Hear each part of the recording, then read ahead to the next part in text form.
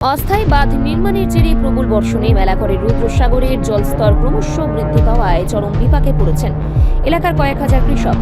গত দুদিনের টানা বৃষ্টিতে রুদ্রসাগরের পার্শ্ববর্তী বিস্তীর্ণ কৃষি জমি জলের তলায় তলিয়ে যাওয়ার আশঙ্কা তৈরি হয়েছে।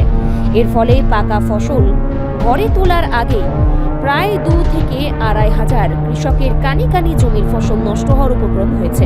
বছরের প্রধান ফসল এভাবে নষ্ট হওয়ায় আশঙ্কায় কৃষকদের মধ্যে তীব্র উদ্বেগ ও হাহাকার ছড়িয়ে পড়ে। ক্ষুব্ধ কৃষকদের অভিযোগ, পরিস্থিতি ভয়াবহ আকার ধারণ করার আগেই তারা বিষয়টি বারবার সংশ্লিষ্ট কর্তৃপক্ষকে জানিয়েছিলেন, কিন্তু প্রশাসনের পক্ষ থেকে কোনো কার্যকর পদক্ষেপ না নেওয়ায় ক্ষোভ আরও ঘনীভূত হয়। অবশেষে বাধ্য হয়ে সোমবার সোনামুড়া আগরতলা মূল সড়কের বর্তনী সুইচ গেট সংলগ্ন এলাকায় সড়ক অবরোধে বসেন কয়েকশো কৃষক। প্রায় 2 ঘন্টা ধরে চলা এই সড়ক অবরোধের জেরে ব্যস্ততম সড়কে যানবাহন চলাচল স্তব্ধ হয়ে যায়, যার ফলে সাধারণ যাত্রী ও পথচারীদের চরম ভোগান্তির শিকার হতে হয়। অবরোধের খবর পেয়ে দ্রুত ঘটনাস্থলে ছুটে যান সোনামুড়া থানার ওসি তাপস দাস। তিনি উত্তেজিত কৃষকদের সঙ্গে কথা বলেন এবং তাদের সমস্যার কথা ধৈর্য ধরে সহকারে শুনেন। কৃষকরা জানান, দ্রুত জল নিকাশন না হলে তাদের সারা বছরের পরিশ্রম বৃথা যাবে। ওসি তাপস দাস কৃষকদের দাবির যৌক্তিকতা বিচার করে দ্রুত সমস্যা সমাধানের আশ্বাস দেন। তার হস্তক্ষেপে পরিস্থিতি শান্ত হয় এবং তিনি প্রশাসনিক স্তরে আলোচনা করে অবিলম্বে ব্যবস্থা গ্রহণের উদ্যোগ নেন। পুলিশের আশ্বাসের পর প্রশাসনের পক্ষ থেকে তাৎক্ষণিকভাবে ওই অস্থায়ী বাঁধটি খুলে দেওয়ার কাজ শুরু হয়। বাঁধ খুলে দেওয়ার সাগরের জমা জল নামতে শুরু করে, যা কৃষকদের জন্য বড় স্বস্তি নিয়ে আসে।